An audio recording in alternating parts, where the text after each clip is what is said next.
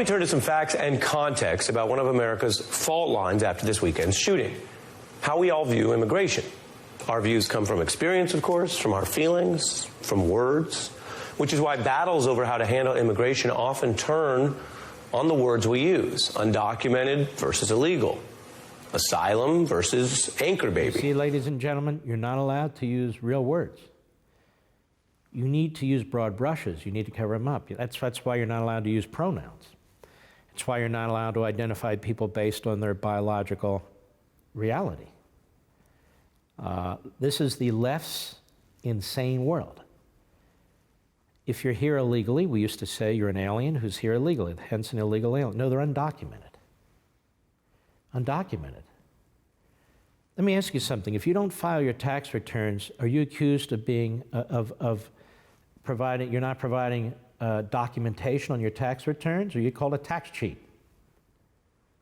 Or a liar, or a criminal? Undocumented? You're here illegally. Illegal alien is not a racial word. It isn't related to race, skin color, ethnicity, religion, or anything of the sort.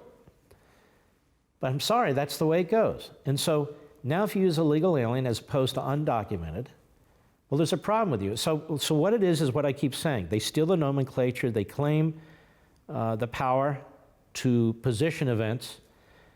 They tell you how you can and cannot debate, what language you will and will not use, and what policies you can and cannot embrace.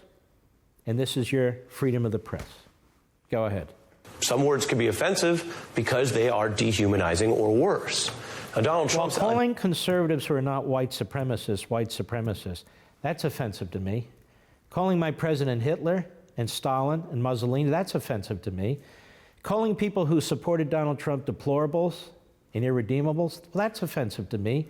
Calling them neo-Nazis, as has been done on MSNBC, that's offensive to me. Having Al Sharpton as an anchor on MSNBC, he's an anti-Semite and a bigot, that's offensive to me. Bringing Richard Spencer on the Jake Tapper show, who is a white supremacist, for some pathetic reason, that's offensive to me.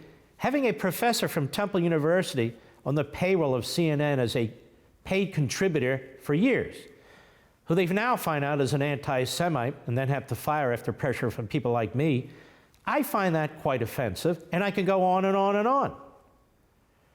The celebration, no, the creation of Omar and Tlaib and AOC by CNN and MSNBC and the New York Times and the Washington Post, three bigots and anti-Semites, I find that offensive. I find the existence of the New York Times offensive, given its horrendous history during the Third Reich and the Holocaust, during its horrendous history as a mouthpiece for Stalin as he was wiping out the Ukrainians by the millions.